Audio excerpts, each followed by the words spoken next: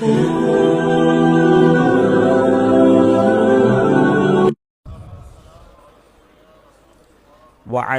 آلك وأصحابك يا حبيب الله الصلاة والسلام عليك يا نبي الله وعلى آلك وأصحابك يا نور الله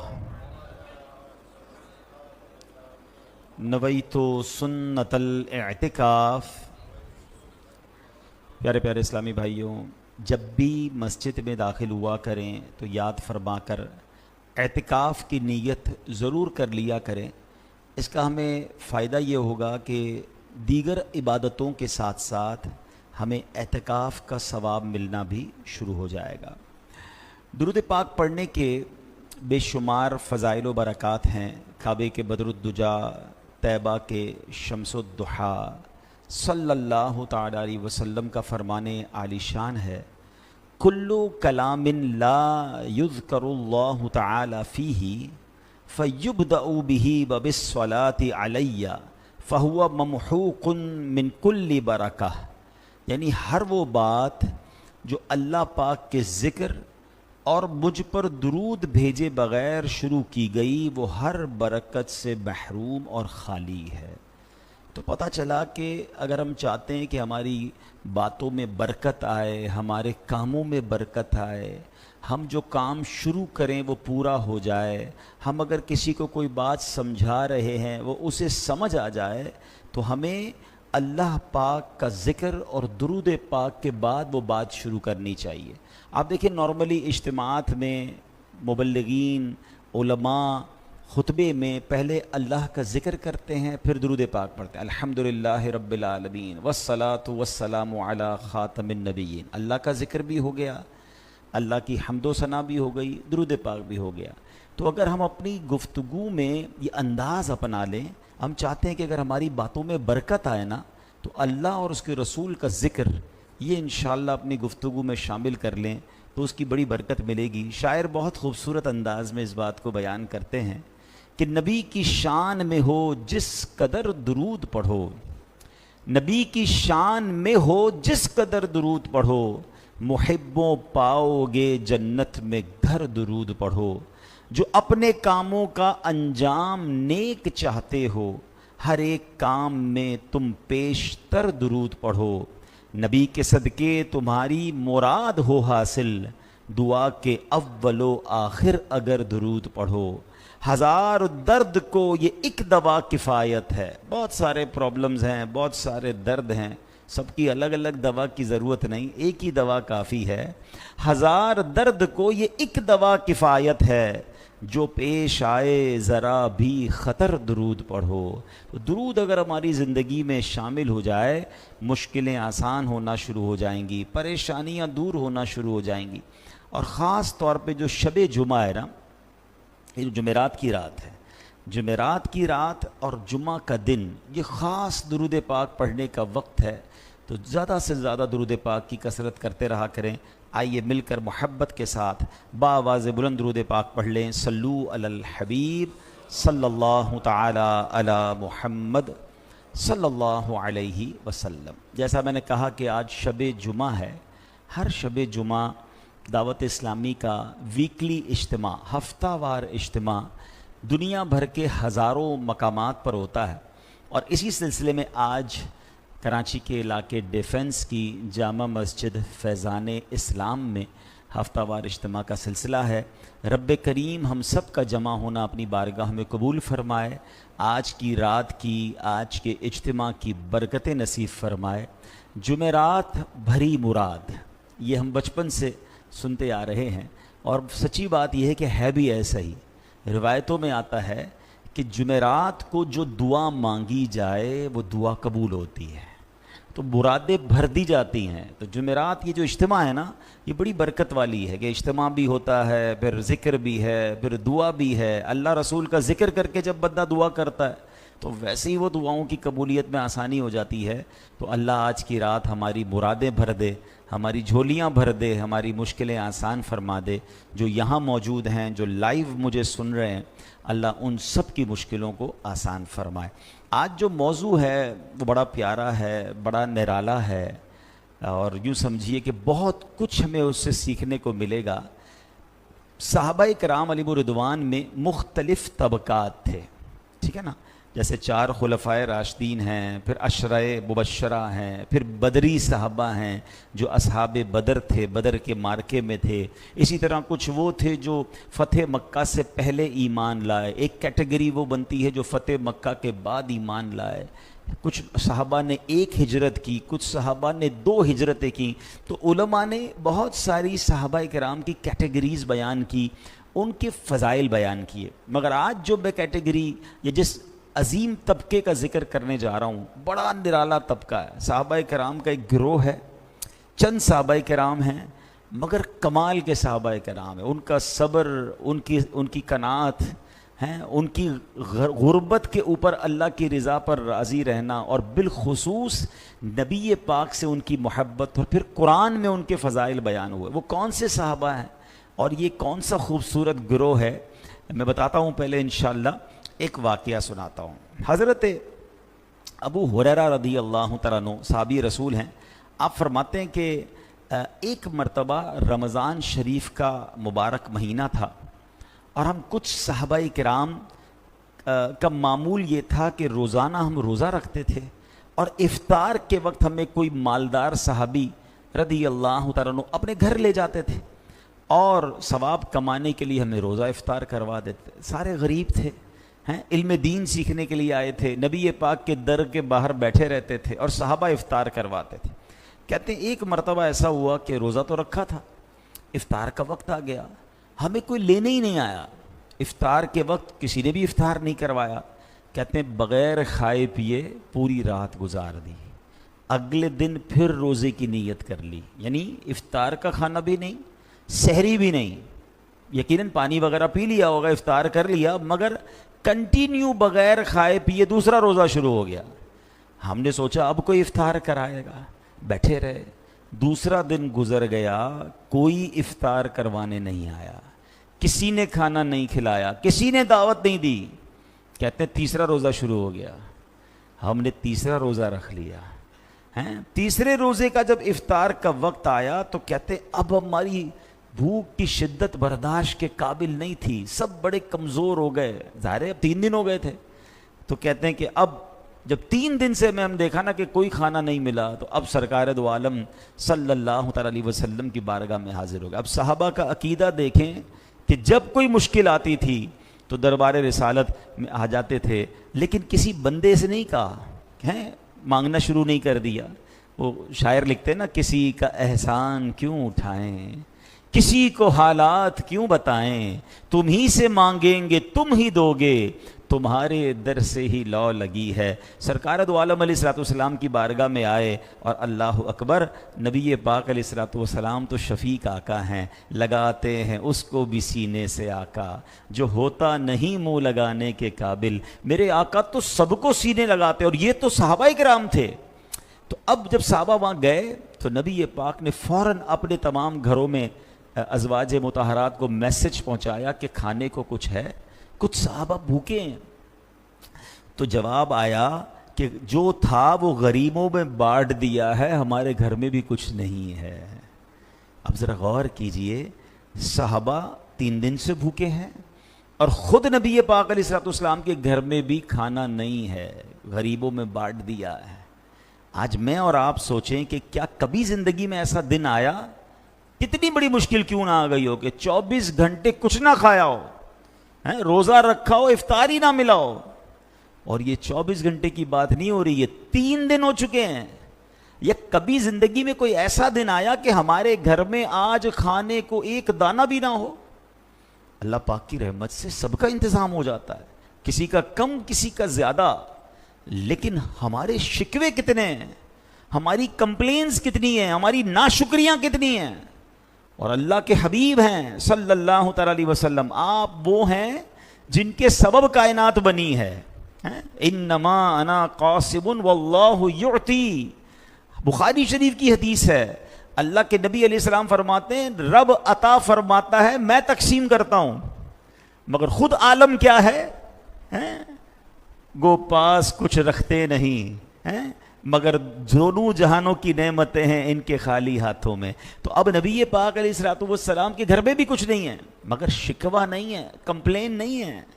اب کیا ہوا، جب کچھ نہیں تھا نا، اب نبی پاک تو میرے آقا ہے نا، نہ کہنا نہیں عادت رسول اللہ کی، تو پیارے آقا نے تمام ان صحابہ کو جمع کیا کہ آؤ میرے پاس آ جاؤ، سب بیٹھ گئے۔ اب نبی پاک نے اللہ کی بارگاہ میں دعا شروع کر دی، اللہم انا نسألک من فضلک و رحمتک، اے اللہ پاک میں تجھ سے تیرے فضل اور تیری رحمت کا سوال کرتا ہوں، تیری رحمت کا ہم سوال کرتے ہیں۔ راوی کہتے ہیں ابھی دعا ختم نہیں ہوئی تھی کہ ایک صحابی رسول آئے، بھنی ہوئی بکری اور روٹیاں لے کر آئے اور کہتے حضور یہ کھانا حاضر خدمت ہے۔ نبی پاک نے سارے صحابہ کو جمع کیا اور انہیں کھانا کھلا دیا۔ اب اس ایک واقعے سے اگر سمجھنے والے ہوں تو بہت کچھ سمجھنے کے لیے ہے کہ صحابہ کا صبر، صحابہ کا اللہ کی رضا پر راضی ہونا، نبی پاک کا صبر، اور پھر نبی پاک کی اللہ کی بارگاہ میں دعا کرنا۔ دیکھیں اگر ایک ایک پوائنٹ کو لے کر چلے تو پورا بیان اسی میں ہو سکتا ہے کہ ہمیں کتنا صبر درکار ہے۔ کبھی نوکری چلی جاتی ہے، کبھی کاروبار ڈاؤن ہو جاتا ہے، کبھی پیسے کم پڑ جاتے ہیں، کبھی کھانا پسند کا نہیں ہوتا ہے، کبھی طبیعت خراب ہو جاتی ہے۔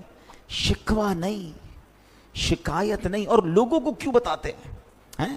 ہم بعض اوقات لوگوں کو بتا کر اللہ کی شکایت کر رہے ہوتے ہیں۔ یہ جملہ تھوڑا سا سخت ہے، ہم کہتے نہیں اللہ نے ایسا کیا ہے، مگر بتاؤ نا کیا کس نے؟ اگر میں کسی کو بتا رہا ہوں یار صبح سے بیمار ہوں، کاروبار بہت ڈاؤن ہے، پیسے کم ہو گئے، تو کس نے کیے ہیں؟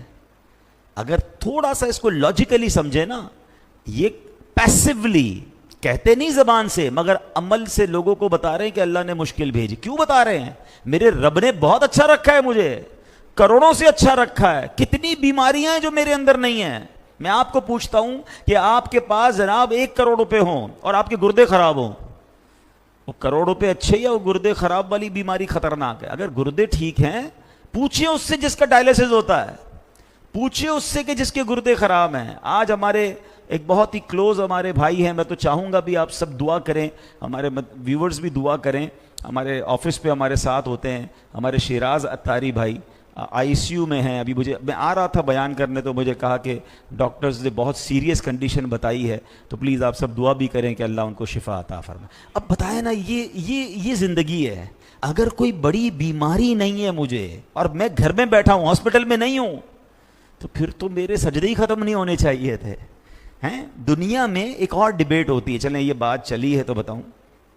ہم لوگ کہتے ہیں ویلتھ ہونی چاہیے، wealthy person is very best, very fortunate. جو مالدار آدمی ہے وہ بڑا خوش قسمت ہے، یہ ہمارا مائنڈ سیٹ ہے۔ لیکن ویلتھ کہتے کس کو ہے؟ اس پر باقاعدہ ڈیبیٹ ہوتی ہے دنیا میں۔ ہم سمجھتے ہیں کہ دولت پیسہ ہے، مگر اب دنیا ریسرچ کر کے بتاتی ہے کہ دولت صرف پیسہ نہیں، 5 قسم کی دولت ہوتی ہے۔ اور سب سے بڑی ویلتھ کیا ہے؟ سب سے بڑی ویلتھ یہ ہے کہ آپ صحت مند ہیں، یعنی پہلی دولت ہی صحت ہے۔ اور اس کو بالکل سمجھ، 2 اور 2 4 والی بات ہے۔ آپ کی جیب بھری ہو پیسوں سے اور آپ کے سر میں درد ہو رہا ہے، آپ کے دل میں درد ہو رہا ہے، آپ سے بیٹھا نہیں جا رہا ہے، آپ کیا کرو گے؟ ان پیسوں کو انجوائے کیسے کرو گے؟ آپ کھا نہیں سکتے، کھاتے ہیں تو ہضم نہیں ہوتا۔ تو پتہ چلا پہلے تو صحت ہے۔ تو اب اس سے بھی سیکھ لیجئے کہ صحت کا خیال رکھنا ہے۔ کچھ لوگ پیسے کمانے کے چکر میں صحت برباد کر دیتے ہیں، جب مالدار بنتے ہیں تو بیمار بھی بن جاتے ہیں۔ تو فائدہ کیا ہوا؟ ساری زندگی لگے رہے مال کمانے، نہ نیند دیکھی، نہ آرام دیکھا، نہ جناب رشتہ داریاں دیکھی، نہ دوست دیکھے، برباد کر دی صحت۔ وہ پیسے بڑے ہیں، اس کو انجوائے کرنے کی صحت ہی نہیں ہے۔ تو پہلی دولت ہی صحت ہے، ٹھیک ہے؟ پھر بتانے والے بتاتے ہیں ریسرچ کر کے کہ دوسری دولت آپ کی فیملی ہے۔ آپ دیکھیں نا، کبھی آپ تھکے ہوئے گھر جائیں، چھوٹا بچہ آ کے گود میں بیٹھ جائے، تھکن ختم ہو جاتی ہے۔ یہ کسی بھی ورزش سے ختم نہیں ہو سکتی، دنیا کے کسی کھانے سے ختم نہیں ہوتی۔ جب اگر آپ کے بچے بڑے ہو گئے تو پوتے پوتیاں جب وہ سینے لگتی ہیں، بندہ فریش ہو جاتا ہے 10 منٹ کے اندر۔ فیملی کا پیار یہ بڑی دولت ہے، اور لوگ اس پر توجہ ہی نہیں دے رہے. یار میں بہت بیزی ہوتا ہوں, بہت نوکری کرتا ہوں, ڈبل نوکری کرتا ہوں, کاروبار کرتا ہوں, ٹائم ہی نہیں ہے فیملی کے لیے. فیملی دور ہو گئی, لڑائی جھگڑے ہو گئے میاں بیوی میں, بچے نافرمان ہو گئے, اور آپ دنیا کے مالدار آدمی بن گئے. کیا کرو گے اس پیسے کا, کس پہ خرچ کرو گے؟ میں نے کئی ایسے مالداروں کو جانتا ہوں جو گھر جاتے ہیں تو جھگڑا منتظر ہوتا ہے, ڈرتے ہیں گھر جانے کے لیے, اور گھر جا کے ٹینشن میں آ جاتے ہیں. کس کام کا وہ پیسہ؟ تو دولت صرف مال نہیں ہے, ویلتھ کی 4-5 قسمیں بیان ہوئی. اچھے دوست دولت ہیں, میرے دکھ درد میں میرے ساتھ کھڑے رہنے والے دوست, یہ بہت بڑی ویلتھ ہے. سہارا مل جاتا ہے. میرے پاس دنیا بھر کی دولت ہے, ایک دوست نہیں ہے, کوئی مصیبت میں ساتھ دینے والا ہی نہیں ہے, بلکہ لوگ انتظار کر رہے ہیں کہ یار یہ برباد ہو جائے, کیونکہ میں نے اتنا تنگ کیا لوگوں کو, اتنا لوگوں کو ٹینشن دی کہ آج میرے ساتھ کوئی نہیں ہے, میں تنہا ہوں. کلاش ہے وہ شخص جس کے پاس کوئی برے وقت میں کھڑے رہنے والا دوست نہیں ہے. یہ دولت نہیں ہے. پیسوں کی باری تو بہت بعد میں آتی ہے, اور ہم ایک ہی ٹارگٹ لے کے چلتے ہیں کہ بس مال مل جائے. نہیں, بہت ساری اللہ نے دولت دی ہے. اگر آپ صحت مند ہیں, آپ کی فیملی آپ سے پیار کرتی ہے, آپ اپنے بچوں کے ساتھ خوش ہیں, you are very much wealthy, آپ بڑے مالدار ہو. اور پھر سب سے بڑھ کر مسلمان کے پاس تو دولت بھی ایمان کی ہے نا. میں بڑا امیر و کبیر ہوں, در شہ دو جہاں کا اسیر ہوں. ارے اس سے بڑی ہمارے پاس مال اور دولت کیا ہوگی کہ اللہ پر ایمان لاتے ہیں, رسول پاک کا دامن ہاتھ میں ہے, خیر ہی خیر ہے انشاءاللہ. اب میں بتاتا ہوں اس واقعے میں جو صحابہ کرام تھے نا, جو 3 دن بھوکے رہے مگر شکوہ نہیں تھا, صبر تھا, وہ صحابہ تھے اصحاب صفہ. ہاں, یہ صحابہ کرام کی ایک بڑی یونیک کیٹیگری ہے. ان کے گھر نہیں تھے, ٹھیک ہے, یہ نبی پاک کے گھر کے باہر بیٹھے رہتے تھے سارا دن. ان کے پاس بعض اوقات پہننے کے کپڑے پورے نہیں ہوتے تھے, ایک چادر ہوتی تھی بس, اسی سے وہ ستر کو ڈھانپتے تھے, مگر سرکار کے در پر پڑے ہی رہنے سے کام ہوگا. علم دین سیکھتے تھے, اور نبی پاک بھی ان سے بڑا پیار فرماتے تھے. اللہ مجھے اور آپ کو بار بار مدینے کی حاضری نصیب فرمائے کہ جب مدینے جاتے ہیں نا تو آج بھی نبی پاک کے روضے کے قریب ایک چبوترا بنا ہوا ہے, اصحاب صفہ کا چبوترا. یہ اسی جگہ بیٹھتے تھے. اب ذرا جو مدینہ شریف گئے ہیں میری بات جلدی سمجھ جائے گی کتنا قریب ہے. وہ روضہ رسول جو آج ہے وہی نبی پاک علیہ الصلوۃ والسلام کا گھر مبارک تھا, بی بی عائشہ صدیقہ رضی اللہ تعالیٰ عنہ کا حجرہ تھا. اتنا قریب یہ بیٹھے رہتے تھے. میرے آقا باہر تشریف لاتے, ان کو کھانا کبھی دیتے, ان کو علم دین عطا فرماتے, اور یہ بیٹھے رہتے تھے. تو یہ وہ صحابہ ہیں جو بڑے کمال کے صحابہ ہیں. اب ذرا ان کے بارے میں تھوڑی سی تفصیل سنتے ہیں. حضرت ابو ہریرہ کہتے ہیں اہل الصفۃ اضیاف الاسلام, یعنی اصحاب صفہ اسلام کے مہمان ہیں. وہ صحابہ کرام جن کا اپنا کوئی گھر نہیں ہوتا تھا, دور دراز علاقوں سے علم دین سیکھنے کے لیے مدینہ منورہ حاضر ہوتے, ان کے پاس کوئی رہائش نہیں ہوتی, وہ مقام صفہ پر آ کر قیام کرتے تھے. دنیاوی لذتوں سے دور, نفسانی خواہشات سے پاک رہ کر رات دن یہیں رہتے, عبادت کرتے, علم دین سیکھتے اور سکھاتے, اور دین کی خدمت میں مصروف رہا کرتے تھے.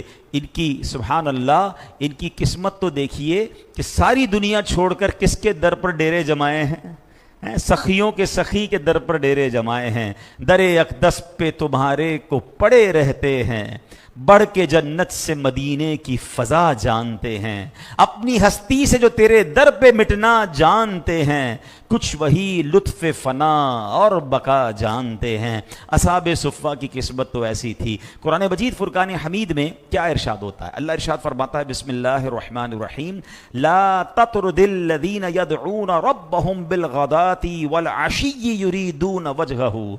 اللہ فرماتا ہے اور ان لوگوں کو دور نہ کرو جو صبح و شام اپنے رب کو اس کی رضا چاہتے ہوئے پکارتے ہیں. حضرت سیدنا شیخ علی حجویری داتا صاحب فرماتے ہیں یہ آیت مبارکہ اصحاب صفہ کے حق میں نازل ہوئی ہے. اب ذرا اس آیت کا پس منظر شان نزول سمجھیے. ہوا یہ تھا کہ ایک مرتبہ غیر مسلموں نے دیکھا کہ نبی پاک علیہ الصلوۃ والسلام کے پاس تو بڑے غیر مالدار غریب سے صحابہ بیٹھے ہیں. اب ظاہر ہے جو غریب ہوتا ہے اس کے کپڑے بھی بڑے نارمل سے ہوتے ہیں، اور اصحاب صفہ کے پاس تو پراپر ڈریس بھی نہیں ہوتا تھا، اتنے غریب تھے، ایک چادر بعض اوقات پہنتے تھے۔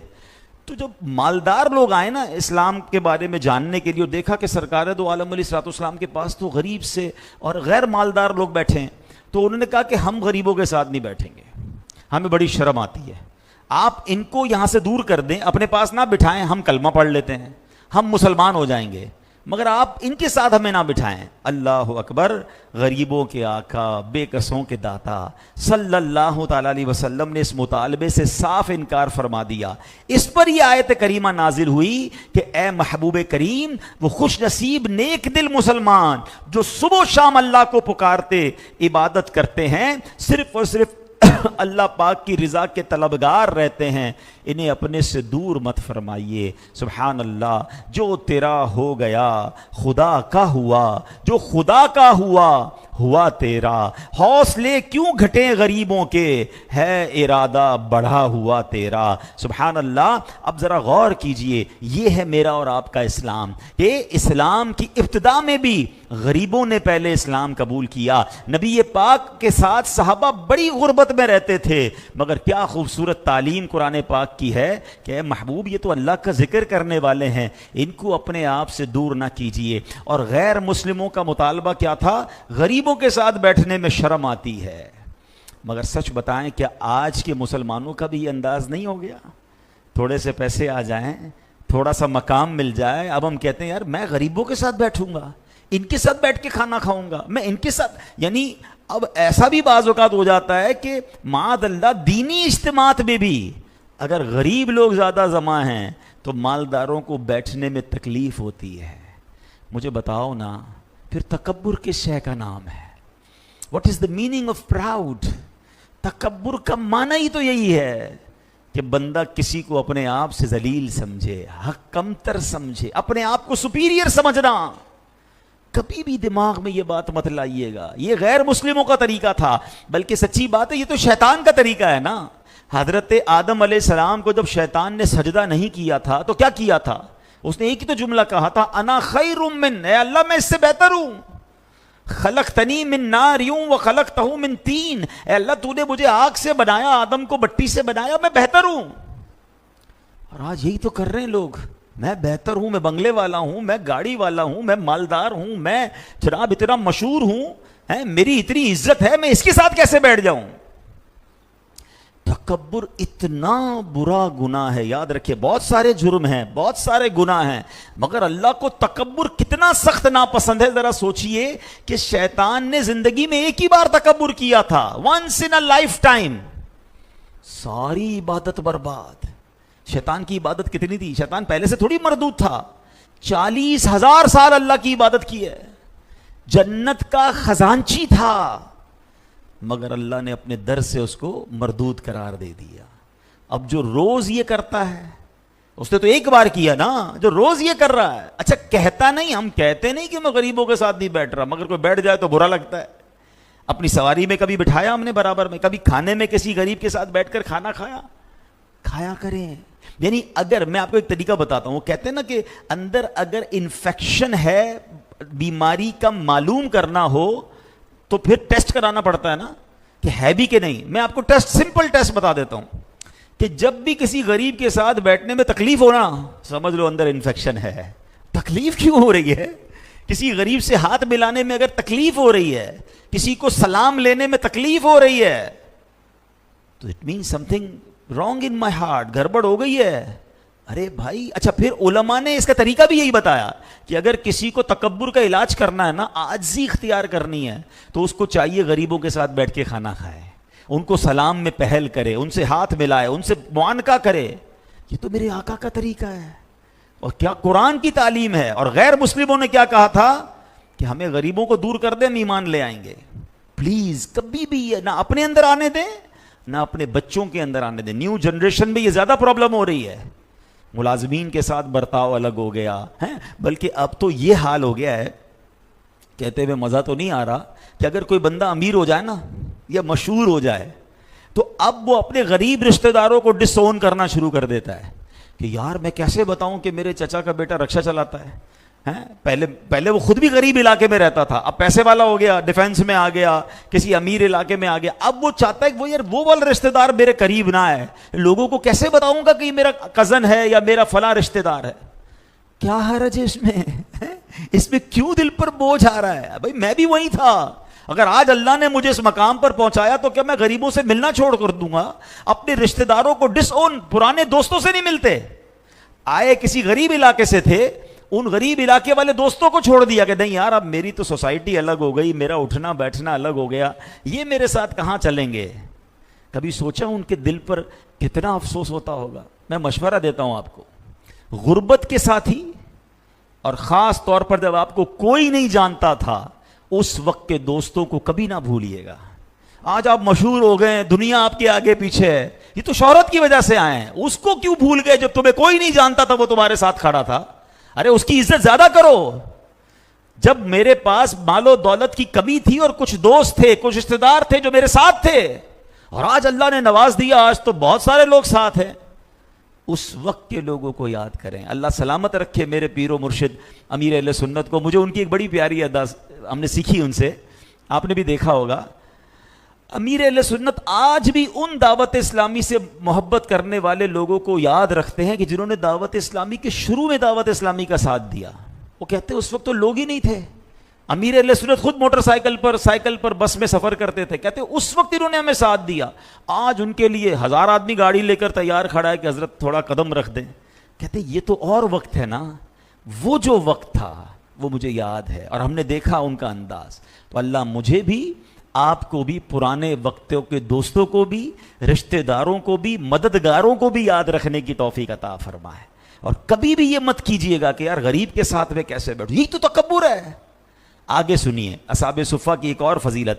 اللہ نے قرآن پاک میں ان کے بارے میں اور کیا فرمایا؟ وَإِذَا جَاءَكَ الَّذِينَ يُؤْمِنُونَ بِآيَاتِنَا فَقُلْ سَلَامٌ عَلَيْكُمْ كَتَبَ رَبُّكُمْ عَلَى نَفْسِهِ الرَّحْمَةِ. ترجمہ کنز العرفان. اور جب آپ کی بارگاہ میں وہ لوگ حاضر ہوں جو ہماری آیتوں پر ایمان لاتے ہیں تو ان سے فرماؤ تم پر سلام، تمہارے رب نے اپنے ذمہ کرم پر رحمت لازم کر لی ہے. آئے ہائے، قرآن سلام بھی دے رہا ہے اور ان پر رحمت کے بارے میں کیا فرما رہا ہے کہ رب نے اپنی رحمت تمہارے لیے اپنے ذمہ کرم پر لے لی ہے. یعنی کیا فرمایا کہ اے محبوب، یہ پاک لوگ جو ہماری آیات پر ایمان لائے، جب بھی آپ کی خدمت میں آیا کریں نا، ان کی عزت افزائی کریں، ان کے ساتھ سلام میں پہل کریں اور انہیں یہ خوشخبری سنا دیجئے کہ اللہ پاک نے فضل کرتے ہوئے اپنے ذمہ کرم پر رحمت لازم کر لی ہے. حضرت خباب رضی اللہ تعالیٰ فرماتے پہلے بھی نبی پاک بہت کرم فرماتے تھے، پہلے بھی بڑی صحبت سے نوازتے تھے، مگر جب یہ آیت نازل ہو گئی تو نبی پاک اصحاب صفہ کو اتنا قریب بٹھاتے تھے کہ ہمارے گھٹنے نبی پاک کے گھٹنوں سے ٹچ ہوتے تھے. یعنی پیارے آقا کا قرآن پر عمل دیکھیں. جب اللہ نے فرما دیا اے محبوب یہ عبادت کرنے والے ہیں، یہ اللہ کو یاد کرنے والے ہیں، ان کو دور مت کریں، ان کو سلام دیں، ان پر اللہ کی رحمتیں ہیں. اب اللہ کے حبیب علیہ الصلوۃ والسلام جو ہیں ان اصحاب صفہ کو اور قریب کرتے تھے. وہ شاعر لکھتے ہیں نا، جب تک بکے نہ تھے تو کوئی پوچھتا نہ تھا، تم نے خرید کر مجھے انمول کر دیا. ایک اور مقام پر رب کریم نے اصحاب صفہ کی شان بیان کی. آپ دیکھیں یہ کیسے صابرین صحابہ ہیں. میں 2 آیتیں سنا چکا ہوں، اب تیسری آیت سنیے جن کا ذکر قرآن میں ہے، جن کے فضائل قرآن میں ہیں. اللہ قرآن میں بیان فرماتا ہے، بسم اللہ الرحمن الرحیم، واصبر نفسک مع الذین یدعون ربهم بالغداة والعشی یریدون وجهہ ولا تعد عیناک عنہم. آسان ترجمہ قرآن کنز العرفان. اور اپنی جان کو ان لوگوں کے ساتھ مانوس رکھ. اللہ اپنے حبیب سے کیا فرما رہا ہے؟ ان کے ساتھ اپنی جان کو مانوس رکھ جو صبح و شام اپنے رب کو پکارتے ہیں، اس کی رضا چاہتے ہیں، اور تیری آنکھیں انہیں چھوڑ کر اوروں پر نہ پڑے. اللہ اکبر. اب کیا فرمایا؟ وَاصْبِرْ نَفْسَكَ، اے محبوب خود کو اصحاب صفہ کے ساتھ مانوس رکھیے، وَلَا تَعْدُ عَيْنَاكَ عَنْهُمْ، اپنی مقدس مبارک نگاہیں ان سے مت ہٹائیے۔ اللہ اکبر، نبی پاک کو قرآن حکم دے رہا ہے، رب حکم دے رہا ہے کہ اے محبوب انہیں نظروں میں رکھیے، ان پر اپنی نگاہ رحمت جاری رکھیے۔ صحاب صفہ کی قسمت پر ہماری جانیں قربان۔ آج 1400 سال بعد والے ہم مسلمان کیا چاہتے ہیں کہ ایک نگاہ کرم پڑ جائے، ایک بار توجہ ہو جائے، ایک بار سرکار کی نگاہ پڑ گئی۔ وہ کہتے ہیں نا شاعر، یاد رکھو اگر اٹھ گئی ایک نظر، جتنے خالی ہیں سب جام بھر جائیں گے۔ میرے آقا کی نگاہ پڑنا، اٹھ گئی جس پہ رحمت پہ بخشا گیا، جس طرف اٹھ گئی دم میں دم آ گیا، پڑ گئی جس پہ محشر پہ بخشا گیا، رخ جدر ہو گیا زندگی پا گیا، اس نگاہ عنایت پہ لاکھوں سلام۔ ایک بار کسی پر نگاہ پڑ جائے اس کے کام بن جائیں۔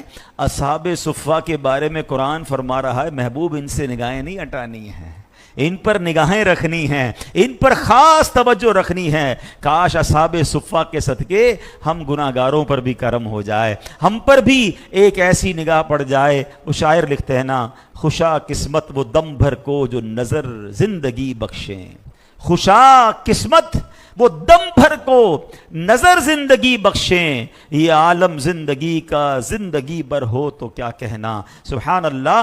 اب یہاں ایک اور بات، اصحاب صفہ کے بارے میں قرآن نے کیا کہا؟ وَاصْبِرْ نَفْسَكَ، اے محبوب خود کو اصحاب صفہ کے ساتھ مانوس رکھیں۔ اب نبی پاک علیہ الصلوۃ والسلام پہلے تو کرم فرماتے تھے، اب پیارے آقا علیہ الصلوۃ والسلام نے جب یہ آیت نازل ہوئی نا تو آپ کا بیٹھنا اٹھنا ہی اصحاب صفہ کے ساتھ ہو گیا۔ یعنی نبی پاک ان کے ساتھ بیٹھتے تھے، کہیں جانا ہوتا تشریف لے جاتے، پھر آ کر وہیں تشریف فرما ہوتے تھے ہیں، اور جب تک اصحاب صفہ اٹھ کر نہیں جاتے تھے سرکار دو عالم علیہ الصلوۃ والسلام ان کے پاس بیٹھے رہتے، میرے آقا بھی کہیں نہیں جاتے تھے۔ ہائے ہائے ہائے، اصحاب صفہ کے بارے میں بہت کچھ سنا تھا، مگر یہ جو قرآن پاک کی آیات کے ذریعے سن رہے ہیں ان سے محبت میں اور اضافہ ہو گیا ہے کہ یہ کیسے لوگ ہیں جن کے ساتھ نبی پاک کو کہا جا رہا ہے کہ ان کے ساتھ مانوس ہو جائیں، اپنی نگاہوں میں انہیں رکھیں، ان کو اپنے آپ سے دور نہ کریں۔ لیکن وجہ کیا تھی؟ قرآن کہتا ہے یدعون ربہم بالغداۃ والعشی یریدون وجہہ، صبح و شام اپنے رب کو پکارتے ہیں اور اس کی رضا چاہتے ہیں۔ یہ چیز یاد رکھنی، اگر اللہ کی رحمتیں چاہیے نا تو یہ وصف ہے اصحاب صفہ۔ Why there are so much superior? Because وہ عبادت کرتے تھے صبح و شام، صبح و شام اللہ کو پکارتے تھے۔ میں اور آپ اب اپنے بارے میں سوچیں، ہم کیا کرتے ہیں؟ وہ غریب ہیں، پہننے کو کپڑے نہیں ہیں، کھانے کو کھانا نہیں ہے، رہنے کو گھر نہیں ہے، مگر صبح و شام اللہ رسول کی باتیں ہیں، صبح و شام علم دین، صبح و شام عبادت۔ میرے پاس کپڑے بھی ہیں، گھر بھی ہیں، کھانا بھی ہے، پیسے بھی ہیں، اور نمازیں بھی قضا ہو رہی ہیں۔ ایسے کتنے لوگ ہوں گے ہیں؟ نمازیں پڑھی بھی تو کوئی سنت پڑھنے کا ٹائم نہیں، نفل تو ویسے ہی نہیں پڑھتے۔ کتنی تلاوت کی ہم نے، کتنا اللہ کا ذکر کیا، وہ صبح و شام اللہ کی عبادت کر رہے ہیں اس غربت کے عالم میں۔ اور میری سہولت کے اندر عبادتوں کا عالم کیا ہے ہم سب اپنے بارے میں جانتے۔ جو نماز نہیں پڑھتے وہ سوچیں، جو قرآن نہیں پڑھتے وہ سوچیں، جو اللہ رسول کا ذکر نہیں کرتے وہ سوچیں۔ اتنی آسان زندگی ہوتے ہوئے، اور ان سے رب کیسا راضی۔ آپ انعام سمجھ رہے ہو؟ میں سمجھتا ہوں اس سے بڑا دنیا میں انعام کیا ہو سکتا ہے کہ اللہ اپنے حبیب سے فرما رہا ہے کہ اے حبیب ان کے ساتھ رہیے، ان پر اپنی نگاہ رکھیے، ان کو دور مت کیجیے۔ تو صبح و شام اللہ کی عبادت کرنے والوں سے رب راضی ہوتا ہے۔ مگر عبادت کے ساتھ ایک اور قرآن نے خوبصورت بات کی ہے جو بھی وہ بھی سیکھنی ہے مجھے اور آپ کو۔ کیا فرمایا؟ یریدون وجہہ، یہ عبادت تو کرتے ہیں مگر کس لیے؟ اللہ کی رضا کے لیے، اللہ کو راضی کرنے کے لیے، اور کوئی مقصد نہیں ہے۔ میں عبادت اس لیے کروں کہ نمازی کہلاؤں، میں صدقہ خیرات اس لیے کروں کہ سخی کہلاؤں، نہیں، اللہ کی رضا کے لیے، اللہ راضی ہو جائے۔ اللہ مجھے اور آپ کو ایسی عبادت نصیب فرمائے جو فقط رب کریم کی رضا کے لیے ہوں، اخلاص ہو اس میں۔ حضرت ابو ہریرہ رضی اللہ عنہ جو اصحاب صفہ میں سے ہیں، اپنے واقعات بیان کرتے ہوئے، اپنے شاگردوں کے واقعات بیان کرتے کہ ایک دن ایسا آیا کہ ہم اصحاب صفہ کے پاس پرانی چادریں ہوتی تھیں، یہ واقعہ حضرت ابو ہریرہ اپنے شاگردوں کو سنا رہے ہیں کہ ہم اصحاب صفہ کے حالات کیا ہوتے تھے. کہتے ہیں ہمارے پاس پرانی چادریں ہوتی, انہی سے جسم کو ڈھانپتے تھے, اس کے علاوہ پہننے کو کپڑے نہیں ہوتے تھے. پیٹھ سیدھی رکھنے کی مقدار چند لقمے کھانے کے ملتے تھے, اور اس کو بھی بعض اوقات عرصہ گزر جاتا تھا. ہم اپنے پیٹ پر پتھر باندھتے تھے اور اوپر کس کر کپڑا لپیٹ لیا کرتے تھے. ایسی بھوک میں وقت گزارا ہے. ایک بار کہتے ہیں حضرت فضالہ بن عبید رضی اللہ تعالیٰ فرماتے ہیں کہ ایک مرتبہ نبی پاک علیہ الصلوۃ والسلام نماز پڑھا رہے تھے. دوران نماز اصحاب صفہ اتنی بھوک میں تھے کہ ان میں سے کئی صحابہ شدت بھوک سے گرے اور گر کر بے ہوش ہو گئے. آپ بھوک کا عالم سوچے کہ اچھا پھر اس میں ایک اور خوبصورت بات, کس عالم میں بے ہوش ہوئے, کیا کر رہے تھے بتائیے نا, نماز پڑھ رہے تھے. یعنی بھوکے اتنے کہ کھڑا نہیں ہو جا رہا, مگر نماز پھر بھی نہیں چھوڑ رہے, اور نماز کے عالم میں بے ہوش ہو گئے. اور ہمارا حال کیا, یار آج تھوڑا سا سر میں درد ہے, کل سے نماز پڑھ لوں گا, تھوڑا سا طبیعت ٹھیک نہیں ہے, بس اگلے جمعے سے پڑھ لوں گا, بس یار آپ چلیں, میں بس بعد میں پڑھ لوں گا. بہانہ ڈھونڈتے ہیں یار نماز قضا کرنے کا. اور یہ ہے کہ جو بھوک سے برا حال ہے, شکوہ نہیں ہے کہ یا اللہ ہم تیرے نبی کے صحابی ہیں, عبادت کرتے ہیں تیری, صبح شام تجھے پکارتے, کھانا تو بھجوا دے. نہیں, راضی ہیں, مانگتے بھی نہیں ہیں کسی سے, بات بھی نہیں کرتے ہیں. حضرت ابو ہریرہ خود فرماتے ہیں ایک مرتبہ میں کئی دن کا بھوکا تھا, مسجد نبوی شریف کی طرف جا رہا تھا, اتنی بھوک تھی کہ بھوک کے سبب چکر آنے لگے. میں چکرا کر گر گیا, پھر اٹھا, مسجد نبوی کی شریف کی طرف پھر چکر آنے لگے, یوں ہی چکراتا رہا, گرتا رہا, اٹھتا رہا, مسجد نبوی پہنچا. یہاں نبی پاک علیہ الصلوۃ والسلام کی زیارت ہوئی. میرے آقا نے میرا چہرہ دیکھا, بھوک کے آثار دیکھے تو گھر سے سرید منگوایا. سرید کہتے ہیں شوربے کے اندر روٹیوں کے ٹکڑے ڈال کر یہ بنایا جاتا ہے, تو وہ منگوایا. اور مجھے کہا ابو ہریرہ جاؤ اصحاب صفہ کو بلا لاؤ. کہتے ہیں میں سب کو بلا کر لایا, سب کو میں نے کھلایا. مجھے حکم نہیں تھا, مجھے دوسروں کو کھلانے کا حکم تھا, میں نے سب کو کھلایا. جب اصحاب صفہ کھا چکے, وہ پیالہ میں نے پیارے آقا علیہ الصلوۃ والسلام کو دیا. نبی پاک نے وہ پیالہ مبارک ہاتھوں میں لیا. اب اس کے صرف پیالے کے کنارے پہ تھوڑے سے ٹکڑے سرید کے بچے تھے. کہتے ہیں وہ انہوں نبی پاک نے اپنی مقدس انگلیوں سے جمع کیا. یہ مشکل سے ایک لقمہ بنا تھا. نبی پاک نے کہا اے ابو ہریرہ بسم اللہ پڑھ کر کھاؤ. کہتے خدا کی قسم میں نے بسم اللہ پڑھ کے وہ ایک لقمہ کھایا تھا, حالانکہ کئی دن کا بھوکا تھا. اللہ کریم نے اس لقمے میں اتنی برکت دی کہ اس ایک لقمے سے ہی میرا پیٹ بھر گیا. اچھا یہ یقیناً نبی پاک کا معجزہ ہے, مگر ان کا تو صبر دیکھیں نا, ان کی خودداری بھی دیکھیں. وہ بڑا مشہور واقعہ آپ سب نے سنا ہوگا کہ حضرت ابو ہریرہ کہتے ہیں کہ ایک بار میرا بھوک سے برا عالم, کئی دن سے کھایا نہیں تھا, پیٹ کے ساتھ لگ گیا تھا. تو میں حضرت ابو بکر صدیق رضی اللہ تعالیٰ کے پاس گیا اور جا کر کوئی قرآنی مسئلہ پوچھا. کہتے ہیں مسئلہ اس لیے پوچھنے گیا تھا, مجھے دیکھیں, میری کنڈیشن دیکھیں اور سمجھ جائیں کہ مجھے بھوک لگی ہے, مجھے کھانا کھلا دیں. میں نے نہیں سوال کرنا, خودداری دیکھیں. اس عالم میں بعض صورتوں میں سوال کرنے کی اجازت مل جاتی ہے کہ بندہ اگر مر جائے گا, کھانے کو ہی نہیں ہے, تو کسی کو کہہ سکتا ہے کھانا کھلا دو. لیکن پھر خودداری دیکھے. کہتے ہیں میں نے قرآن کا مسئلہ پوچھا, کھانے کا نہیں کہا. حضرت ابوبکر صدیق نے مسئلہ بتایا اور چلے گئے. ان کی یہ, حالانکہ وہ بڑے سخی ہیں, مگر یا تو ایسا بھی ہو سکتا ہے کہ حضرت ابوبکر بھی جانتے ہو کہ آج کہیں اور کی مہمانی ملنی ہے, آج کہیں اور کی دعوت ملنی ہے. بہرحال کہتے ہیں حضرت عمر آئے رضی اللہ تعالیٰ عنہ, سیدنا عمر فاروق کے پاس میں چلا گیا, ان سے بھی ایک مسئلہ پوچھا. سوچا جواب دیتے دیتے مجھے بھی دیکھیں گے, میری حالت دیکھیں گے, میری بھوک دیکھیں گے, مجھے کھانا کھلا دیں گے. حضرت عمر نے بھی مسئلہ بتایا اور تشریف لے گئے. کہتے میں حیران ہو گیا. بہرحال اب سرکار دو عالم علیہ الصلوۃ والسلام کی بارگاہ میں حاضر ہوا. کہتے سبحان اللہ, میرے آقا تو دل کے حالات بھی جانتے ہیں نا. جب نبی پاک کے پاس گیا تو آقا نے دیکھ لیا کہ میں بہت شدید بھوک میں ہوں. پیارے آقا نے فرمایا اے ابو ہریرہ, اپنے گھر پہ معلومات کی, کچھ کھانے کو ہے. اب دیکھیے یہ دوسرا تیسرا واقعہ ہے. ایک باری میں نبی پاک نے گھر پہ معلوم کیا تو کچھ کھانے کو نہیں تھا, جو پہلا واقعہ میں نے سنایا, تو اس میں دعا کی تو اللہ کریم نے کھانے کا انتظام فرمایا. دوسرے واقعے میں نبی پاک نے سرید منگوائی, سب اصحاب صفہ کو کھلایا. سیدنا ابو ہریرہ کو ایک ہی نوالا ملا, اللہ نے اس ایک نوالے سے ان کا پیٹ بھر دیا. تیسرا واقعہ میں آپ کو سنا رہا ہوں. تو نبی پاک نے اپنے گھر پہ پوچھا کہ کچھ ہے کھانے کو؟ تو کہا ابھی ابھی ایک صحابی رسول دودھ کا پیالہ دے کر گئے ہیں.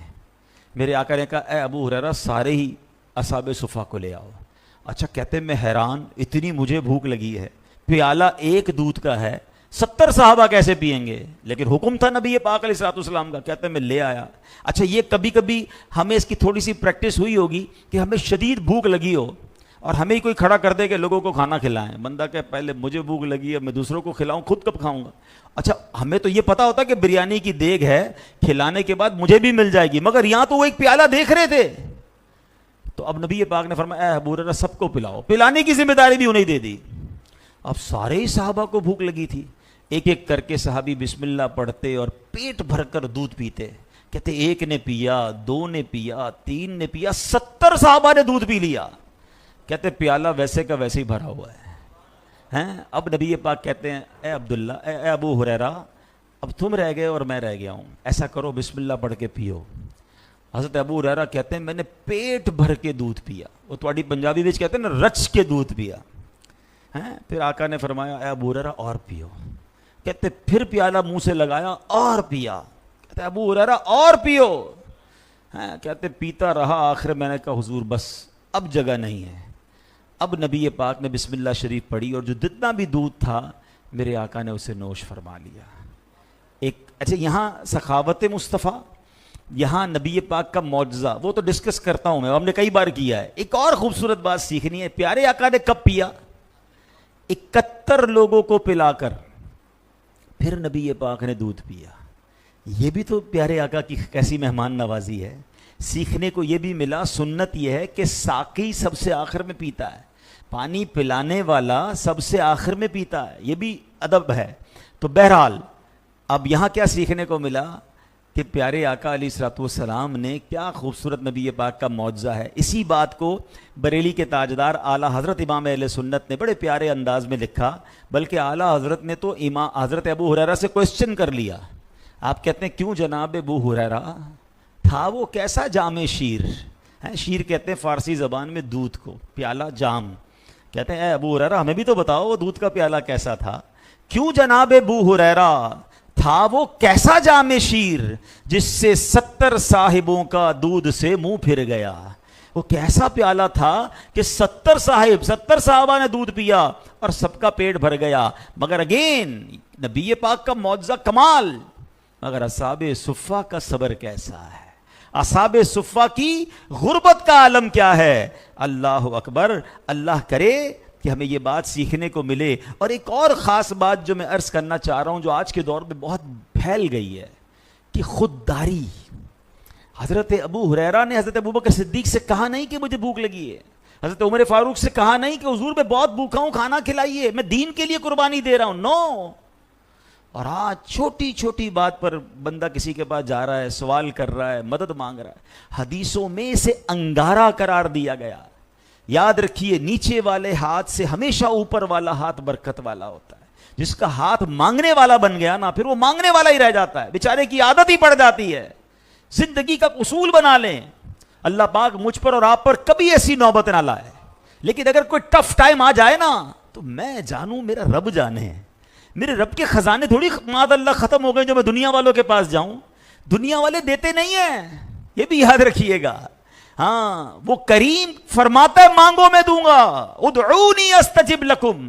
اور مزے کی بات دیکھو, اللہ کی بارگاہ میں جو جتنا مانگتا ہے اللہ اسے اتنا پسند فرماتا ہے, اور دنیا والوں کے سامنے جو جتنا مانگتا ہے لوگ اس کو اتنا ہی ڈس لائک کرتے ہیں.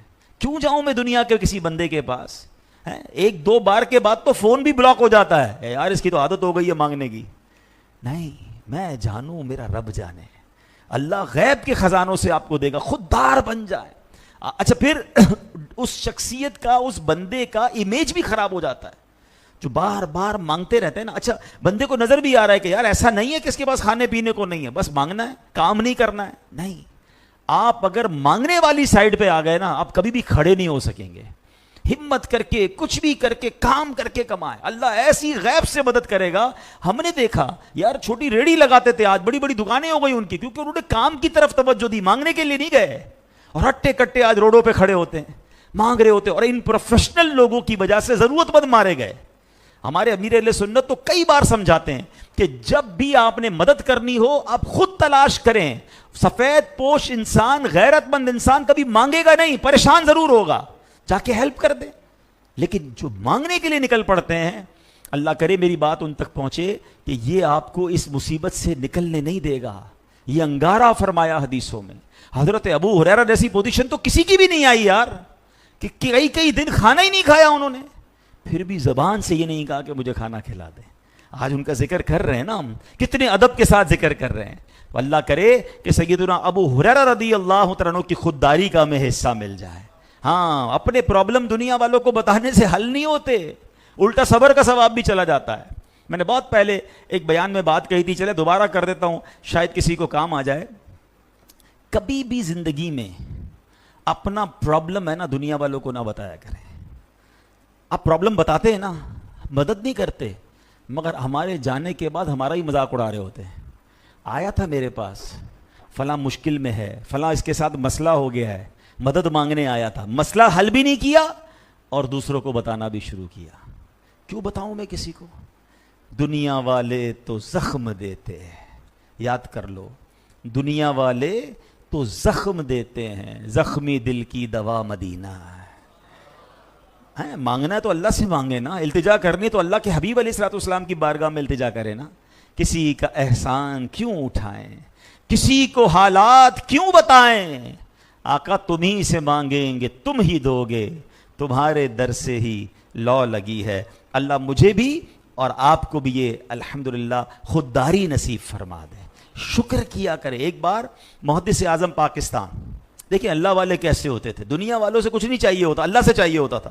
ایک مرتبہ, اتنی بڑی عظیم ہستی ہیں محدث اعظم پاکستان مولانا سردار احمد صاحب رحمۃ اللہ تعالی علیہ, بہت بڑے عالم دین ہوئے ہیں. ایک مرتبہ کہیں محفل پر بیان کرنے کے لیے تشریف لے گئے. گھر والے غریب لوگ تھے, آپ نے ان کے یہاں بیان فرمایا. بیان ختم ہونے کے بعد واپسی پر بجائے یہ کہ گھر والے کچھ نذرانہ پیش کرتے, محدث اعظم پاکستان نے ان کو رقم پیش کی. تو کہتے ہیں حضرت ہمیں کیوں شرمندہ کر رہے ہیں, آپ ہمارے گھر بیان کرنے آئے.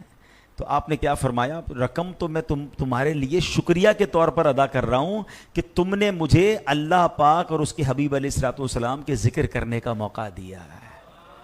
دنیا والوں سے نہیں لینا, اللہ سے لینا. اپنی نیکیوں کی جزا ہم نے رب سے لینی ہے, دنیا نے کیا دینا ہے. اور اگر دنیا والوں سے جزا لینی ہے تو پھر ایسا نہ ہو آخرت کا ثواب ختم ہو جائے. تو عبادتوں میں, نیکیوں میں بھی لوگوں سے نہیں, اللہ سے جزا چاہیے. اللہ کی رضا کے لیے کام کریں. دنیا کی چیزیں تو ویسے ہی اللہ نے دے دینی ہے. جو میرے نصیب میں رزق ہے وہ کہیں نہیں جائے گا. میں کیوں دوسرے کے مال پہ نظر رکھتا ہوں. کچھ لوگ آلویز دوسرے کے مال پہ نظر رکھتے ہیں, یار اس سے کچھ مل جائے گا, اس سے کچھ مل جائے گا, اس سے قرضہ مل جائے گا, اس سے نوکری مل جائے گی, اس سے کاروبار مل جائے گا. نہیں یار, اللہ نے دینا ہے. اگر میرے نصیب میں تو خود چل کر آ کر مجھے کاروبار دے دے گا.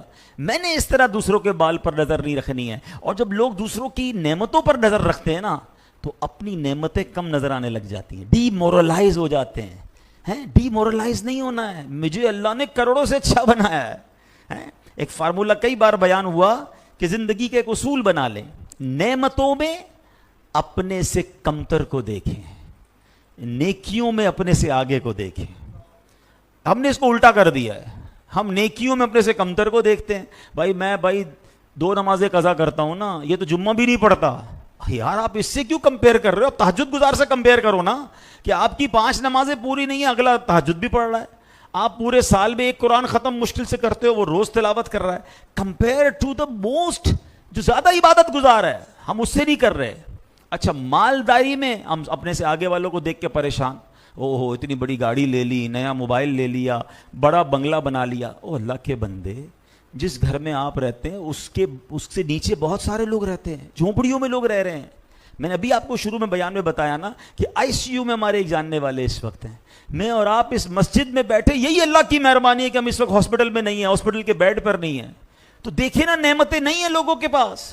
جب یہ سوچتا ہے انسان تو بڑا خوش ہو جاتا ہے کہ یا اللہ تو نے مجھے کتنا خوشحال رکھا ہے. تو پلیز اگر زندگی کا سکھ چاہیے تو یہ فارمولہ یاد کر لیں, نعمتوں میں اپنے سے کمتر دیکھیں اور نیکیوں میں اپنے سے آگے والے کو دیکھیں تو انشاءاللہ صبر بھی آ جائے گا اور اللہ کی رضا پر ہم راضی بھی رہیں گے. اب چونکہ سفر المظفر کا مہینہ ہے، 20 سفر کو یوم داتا حضور ہے، تو کچھ حضرت داتا گنج بخش علی اجویری کا بھی بیان کے آخر میں ذکر کر لیتے ہیں کہ آپ کا نام تو بر صغیر پاک و ہند بلکہ دنیا بھر میں جو مسلمان اولیاء کرام کے چاہنے والے ہیں، داتا حضور کا بڑا ان کو نام بھی پتہ ہے. بلکہ میں نے دنیا بھر کے مسلمانوں کو دیکھا ہے، وہ کہتے ہیں میں کبھی لاہور آنا ہے اور داتا حضور کی بارگاہ میں حاضری دینی ہے. داتا حضور کو یوں تو بڑے فضائل ہیں مگر میں ایک ہی فضیلت بتا دوں تو وہ کافی ہے کہ داتا حضور عظیم ہستی ضرور ہیں مگر ان کا مقام کہتے ہیں نا، ولی ولی کو پہچانتا ہے، ولی را ولی شناخت است، ولی ولی کو پہچانتا ہے. تو کروڑوں چشتیوں کے جو پیشوا ہیں پوری دنیا میں جن کا نام ہے وہ کون ہیں؟ خواجہ خواجگان خواجہ معین الدین چشتی اجمیری رحمۃ اللہ تعالیٰ علیہ، اجمیر شریف میں. کتنا بڑا کہتے ہیں نا کہ ہند کے راجہ ہیں وہ. مگر خواجہ غریب نواز جب داتا حضور پر آئے تھے، ان کی بارگاہ میں آئے، 40 دن حضرت داتا حضور گنج بخش کی مزار پر انہوں نے چلا کیا، عبادت کی، اللہ کی عبادت کی ولی کے قدموں میں بیٹھ کر. پھر آخر میں نتیجہ کیا نکلا کہ معین الدین چشتی اجمیری کیا کہہ کر گئے کہ گنج بخش فیض عالم مظہر نور خدا، ناقصاں را پیر کامل کاملہ را رہنما. کہتے ہیں گنج بخش وہ ہیں کہ وہ اللہ کے نور کا مظہر ہیں، ناقصوں کے تو پیر کامل ہیں، یہ تو کاملوں کے بھی رہنما ہیں. اور یہ کس نے کہا؟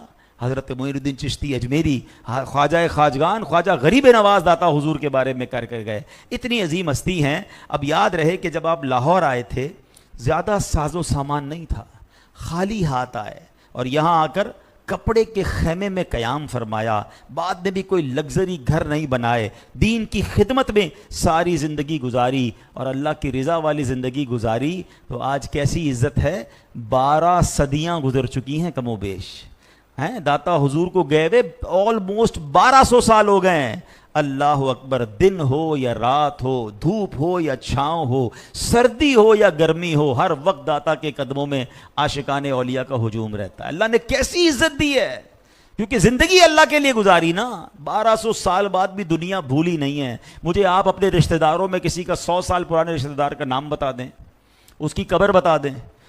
دنیا میں بڑے کرکٹر، بڑے فٹ بالر، بڑے اداکار، بڑے بڑے نامور لوگ گزرے جو اس زمانے میں genius book of world record holder ہوں گے. آج کہاں ہیں وہ 100 سال بعد؟ کون نام لینے والا ہے؟ یہ 1200 سال گزر گئے ہیں اور ایسا لگتا ہے ہر آنے والا دن ان کی عزت اور بڑھا رہا ہے، ان کا مقام اور بڑھ رہا ہے. یہ ہے زندگی نا، جو ان کے جو غلام ہو گئے، وقت کے امام ہو گئے، نام لیوا ان کے جو ہوئے، ان کے اونچے نام ہو گئے. داتا حضور خود لکھتے ہیں کہ ایک بار اپنے پیر کامل کے ساتھ، کون تھے ان کے پیر؟ شیخ ابو الحسن خدتلی رحمۃ اللہ تعالی. میں ان کے ساتھ دمشق، جو آج کل سیریا ہے، کہہ رہے میں دمشق جا رہا تھا، بارش ہوئی، راستے میں کیچڑ تھا. کہتے ہیں مجھے چلنے میں مشکل ہو رہی تھی، اتنا سارا کیچڑ تھا. مگر میں نے پیر صاحب کی طرف دیکھا تو ان کے جوتے بالکل خشک تھے، اس پہ کوئی کیچڑ نہیں لگا ہوا تھا. تو میں نے ان سے پوچھا کہ حضور اس راستے میں اتنا کیچڑ ہے، آپ کے جوتے آپ کے کپڑے بالکل صاف ہیں. تو پیر صاحب نے فرمایا جب میں نے توکل اپنایا ہے، جب سے میں نے توکل اپنایا ہے اور دل سے لالچ کو دور کر دیا ہے، اس وقت سے اللہ پاک نے مجھے کیچڑ سے بچا لیا ہے. نہ دنیا کی گندگی لگتی ہے، نہ اللہ والوں کو آخرت کی باطنی کوئی گندگی لگتی ہے. اللہ اکبر. اللہ ہمیں اولیاء کرام کا فیضان نصیب فرمائے. داتا حضور کی بات ہوئی ہے تو اس سے ہمیں اپنے سیکھنے کے لیے، ہم سب کی سیکھنے کے لیے بات کر کے پھر میں بیان کو کمپلیٹ کرتا ہوں. ایک بڑی خوبصورت حدیث ہے. اب اس حدیث کے پیرائے میں ذرا داتا حضور کو سمجھیے گا. اور بھی اولیاء کرام، ہمارے عبداللہ شاہ غازی رحمۃ اللہ تعالیٰ علیہ کمال کے بڑے بڑے بزرگ ہیں. حدیث پاک کا خلاصہ ہے، میرے آقا علیہ الصلوۃ والسلام فرماتے ہیں کچھ لوگ وہ ہوتے ہیں جو مخلوق کو راضی کرتے کرتے اللہ کو ناراض کر بیٹھتے ہیں، خالق کو ناراض کر دیتے ہیں، اور ایک وقت آتا ہے کہ مخلوق بھی ان سے ناراض ہو جاتی ہے. یہ کیٹیگری موجود ہے آج ہمارے طرف. کون؟ جو لوگوں کو راضی کرتے ہیں، انٹرٹین کر رہے ہیں، ناچ رہے ہیں، گا رہے ہیں، حرام کام کر رہے ہیں. آج کل یہ ٹک ٹاک، سوشل میڈیا اور ہر طریقے کی برائی آ رہی ہے کہ یار لوگ پسند کریں، فالوورز مل جائیں، لائکس مل جائیں، مشہور ہو جاؤں. کون راضی ہو رہا ہے؟ بندوں کو راضی کر. ناراض کس کو کر رہے ہیں؟ اللہ کو. آگے جا کے یہ بندے بھی ناراض ہو جائیں گے. اور آپ دیکھ لیں, ہم نے اپنی آنکھوں سے دیکھا بڑے بڑے نامور ہیں اس فیلڈ کے لوگ, جب ان کے مرنے کا وقت آتا تو جنازے میں لوگ نہیں ہوتے, بیمار ہوتے تو علاج کے لیے کوئی کرنے والا نہیں ہوتا, انتقال ہو جائے تو کوئی ایصال ثواب کرنے والا نہیں, تھوڑے عرصے بعد نام بھی ختم. اس زمانے میں لگ رہا ہوتا میں بڑا اہم ہوں. وہ کہتے ہیں نا, قبرستان کی ایک تختی, قبرستان پر ایک قبر پر تختی لگی ہوئی تھی کہ میں بڑا اہم تھا, یہی میرا وہم تھا. یہی ہوتا ہے ان کو, لگتا ہے ارے بھائی بڑا اہم ہوں, میرے لاکھوں ملین فالوور ہے. اگر اللہ ناراض ہے نا تو یہ مخلوق بھی تمہیں بھول جائے گی, کیونکہ خالق ناراض ہے. حدیث پاک کا پہلا پارٹ سمجھ آ گیا کہ کبھی بھی زندگی میں مخلوق کو راضی کرنے کے لیے خالق کو ناراض مت کرنا. اب کچھ لوگ بچوں کو راضی کرنے کے لیے اللہ کو ناراض کر دیتے ہیں. یار کیا کروں یار, فیملی کہتی ہے, بچے کہتے ہیں, کرنا پڑے گا, تھوڑا بہت تو چلتا ہے. حرام کام کر رہے ہوتے ہیں, حرام ہالیڈیز ہو رہی ہوتی ہیں, ناجائز کام ہو رہے ہوتے, کیوں بندے راضی ہو جائیں, مگر خالق ناراض ہو رہا ہے. رشتہ داروں کو راضی کرنے کے لیے شادی میں ناچ گانے, ڈھول تماشے, فائر ورکس. مخلوق کو راضی کرنے کے چکر میں خالق کو ناراض کر رہے ہو, برباد ہو سکتے ہیں. مگر اس حدیث کا جو اگلا پارٹ ہے نا وہ بڑے کمال کا ہے. فرمایا کچھ لوگ خالق کو راضی کرنے والی زندگی گزارتے ہیں اور مخلوق ناراض ہو جاتی ہے, مگر ایک وقت آتا ہے اللہ مخلوق کو بھی ان سے راضی کر دیتا ہے. سچ بتاؤ فائدے میں کون رہا؟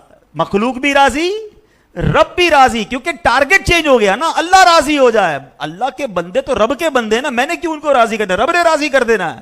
یہی ہوا تھا خواجہ خواجگان خواجہ غریب نواز کے ساتھ. گئے نا ہندوستان, داخلہ بند کر دیا, پانی بند کر دیا, بندے کو بیٹھنے نہیں دیا. پرتھوی راج چوہان کے بڑے بڑے سپاہی آ گئے, ریڈ کارپٹ ویلکم نہیں ملا تھا خواجہ صاحب کو, مگر وہ لگے رہے اللہ کی رضا والے کام کرنے میں. آج وقت کیا آیا ہے کہ 800 سال سے زیادہ عرصہ گزر گیا ہے, کروڑوں دلوں میں اگر پیار ہے تو خواجہ غریب نواز کا ہے. اللہ کو راضی کیا نا. کربلا کے میدان میں کیا ہوا تھا؟ امام حسین رب کو راضی کر رہے تھے, 22,000 یزیدیوں کو راضی نہیں کیا, یہ ناراض ہو گئے, لڑائی ہوئی, معاذ اللہ انہوں نے زیادتی کی. مگر کیا ہوا؟ آج ساری دنیا میں حسین کا نام زندہ ہے, یزید کا نام لینے والا کوئی نہیں ہے. جتنے اولیاء کرام دیکھیں, جتنے اللہ والے دیکھیں, وہ اللہ کو راضی کرتے ہیں. یہ نہیں سوچتے بندے راضی ہوں گے کہ نہیں, اللہ ان کو بھی راضی کر دیتا ہے. تو کاش آج کے اس مبارک اجتماع میں اصحاب صفہ کا بھی ذکر ہو گیا, داتا صاحب کا بھی ذکر ہو گیا, خواجہ غریب نواز کا بھی ذکر, کتنی پیاری پیاری ہستیوں کا ذکر ہوا. اللہ مجھے اور آپ کو یہ سوچ عطا کر دے کہ زندگی کا گول ایک ہونا چاہیے, اللہ راضی ہو جائیں, اللہ کے حبیب راضی ہو جائیں, بس. دنیا کے پیچھے نہ رہا کریں. کچھ لوگ اب جب بھی اچھا کام کریں گے نا, کچھ لوگوں کو پرابلم ضرور ہوگی آپ سے, اس کو چھوڑ دیں, اللہ رسول کو راضی کریں. انشاءاللہ ایک وقت آئے گا اللہ اپنے بندوں کو بھی راضی کر دے گا. اللہ مجھے اور آپ کو شریعت کے تقاضوں کے مطابق زندگی گزارنے کی توفیق عطا فرمائے. ایک دو بڑے خوبصورت اعلان ہیں ماشاءاللہ. حج کا فارم اس بار پاکستان میں جلدی شروع ہو گئے ہیں, تو حج 2026 کی جو پالیسی کے تحت حج کرنا چاہتے ہیں اور دعوت اسلامی کے شعبہ حج و عمرہ کے ساتھ ان کے گروپس میں جا کر حج کرنا چاہتے ہیں, تو وہ دعوت اسلامی کی ویب سائٹ dawat-islami.net کے ذریعے اپنا حج معاونت فارم آن لائن جمع کروا دیں, اور حج و عمرہ کے جو بستے مختلف اجتماعات میں لگ رہے ہیں ان سے رابطہ کر لیجئے. اسی طرح ماشاءاللہ خوش قسمتی ہماری کہ اگلا مہینہ میرے آقا کی ولادت کا مہینہ بھی ہے, اور وہ مہینہ 1500 سالہ جشن ولادت کا مہینہ بھی ہے. انشاءاللہ ہم اللہ سے دعا کرتے ہیں اللہ ہمیں خیر و عافیت کے ساتھ میلاد النبی نصیب فرمائے. اگر ہمیں یہ مہینہ اور وہ دن ملا انشاءاللہ تو ہم اتنے لکی ہوں گے کہ ہم نے 1400 سال والا میلاد کا دن بھی نہیں دیکھا, 1600 سال والا بھی نہیں دیکھ سکیں گے. یہ 1500 سال والا الحمدللہ انشاءاللہ ہم ایکسپیرینس کریں گے, تو دھوم دھام سے منانا ہے انشاءاللہ. دیکھیں دنیا والے کتنا سیلیبریٹ کرتے ہیں, بھائی 25 سال ہو گئے کسی کی شادی کو یا کسی کی زندگی کو, کہتے ہیں بھائی سلور جوبلی ہو گئی, 50 سال ہو گئے گولڈن جوبلی, 75 سال ڈائمنڈ جوبلی. اچھا اس کے آگے کی کوئی جوبلی نہیں ہے کیونکہ 100 سال امید پہنچتے نہیں لوگ. اور میرے آقا کی ولادت کو 1500 سال ہو گئے ہیں, تو یہ تو عاشقان رسول کی عید آ رہی ہے انشاءاللہ, منائیں گے انشاءاللہ. تو اپنے گھر سجائیں، اپنے دفتر سجائیں، پرچم لگائیں، ٹھیک ہے، اور پھر اس کے بعد کچھ پلان کریں، اسپیشل پلان کرو نا. اللہ نے دیا ہے تو 1500 غریبوں کو کھانا کھلائیں، 1500 لوگوں کو راشن دے دیں. اچھا، نبی پاک کی بارگاہ میں تحفہ پیش کرنے کے لیے اپنے کاروبار میں اگر پاسبل ہے تو 15% ڈسکاؤنٹ دے دیں، 1500، 115 یا 15 پودے لگا دیں. سوچتے رہیے کہ یار بس نبی پاک کا 1500 سالہ جشن ولادت ہے، میں کون سی نیکی کروں اور میرے آقا علیہ الصلوۃ والسلام کو اس کا ایصال ثواب کروں. سبحان اللہ، دعوت اسلامی کے اجتماع میں 15 اسلامی بھائیوں کو لے آئیں کہ چلیں انشاءاللہ یہ بھی چلیں گے، یہ بھی ثواب مجھے ملے گا. 15 اسلامی بھائی کو لے کے مدنی قافلے میں چلے جائیں. سوچتے رہیں کہ میں کیا نیکی کر سکتا ہوں، تو اس میں کرنا ہے. اور سبحان اللہ، ظاہر بھی سجانا ہے اور اندر سے باطن بھی سجانا ہے. اچھا، پیارے آقا کے لیے تحفہ بھی تیار کر لیں. اب وہ تحفہ کیا ہو سکتا ہے؟ بہت سارے تحفے ہو سکتے ہیں. پیارے آقا کو پسند ہے، آقا فرماتے ہیں جعلت قرۃ عینی فی الصلاۃ، میری نماز میں میری آنکھوں کی ٹھنڈک رکھی گئی ہے. تو میرے آقا کو نماز بڑی پسند ہے. تو نیت کریں آج سے 5 وقت نماز پڑھ کے میلاد منائیں گے انشاءاللہ. اللہ ہمت دے تو ابھی سے، ورنہ کم از کم ربیع الاول کے مہینے میں روزانہ 1500 بار درود پاک پڑھیں اور پیارے آقا کو پیش کریں کہ حضور 1500 درود پاک، آپ کی 1500 سالہ جشن ولادت پر میں روز 1500 بار درود پاک پڑھوں گا. ہو سکے تو اللہ توفیق دے تو روز 15 منٹ قرآن پاک پڑھنا شروع کر دیں، یا ربیع الاول کے مہینے میں پورا قرآن پاک ختم کر کے نبی پاک کو تحفہ پیش کریں ثواب کا. دیکھیں یہ سارے تحفے جو ہیں نا، یہ ہماری اوقات اور ہماری حیثیت اور ہمارے ناقص عمل کے مطابق ہوں گے. میرے آقا پر تو کروڑوں رحمتیں ہر لمحے برس رہی ہیں، ہم اپنی جھولی بھرنے کے لیے کریں گے.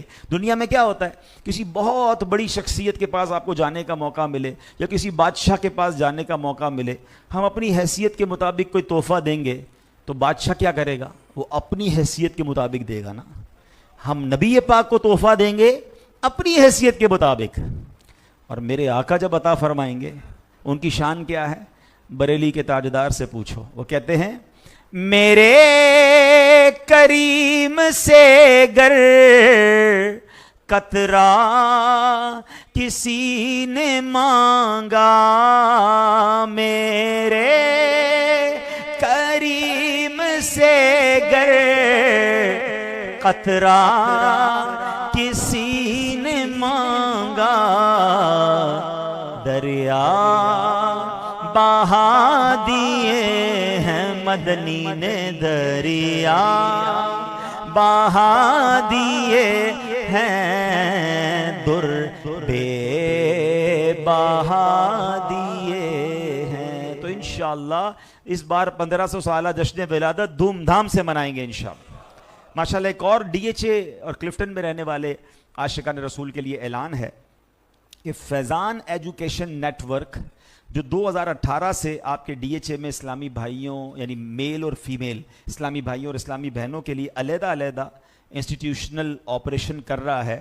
اس میں بچے اور بچیوں کو حفظ و ناظرہ ان کے ہوم ٹیوشنز دی جا رہی ہیں. یعنی اگر آپ اپنے گھروں میں قاری صاحب کو بلانا چاہتے ہیں تو آپ کے بچوں کو پڑھانے کے لیے، بچیوں کو پڑھانا چاہتے ہیں تو قاریہ اسلامی بہن انشاءاللہ ویل ایجوکیٹڈ آپ کے سٹینڈرڈ کے مطابق انشاءاللہ دینی تعلیم قرآن وہ آپ کو آ کر بچوں کو دیں گے. تو وہ اگر آپ اس میں کورسز کروانا چاہتے ہیں تو ہمارے ذمہ داران یہاں موجود ہیں، ان سے بھی رابطہ کر لیں. اور ایک فون نمبر بھی میں بتا دیتا ہوں آپ کو، 0300 499 1434 0300 499 1434 پر رابطہ کر کے مزید انفارمیشن لی جا سکتی ہیں. صلو علی الحبیب صلی اللہ تعالی علی محمد صلی اللہ علیہ وسلم. کچھ اعلانات کریں.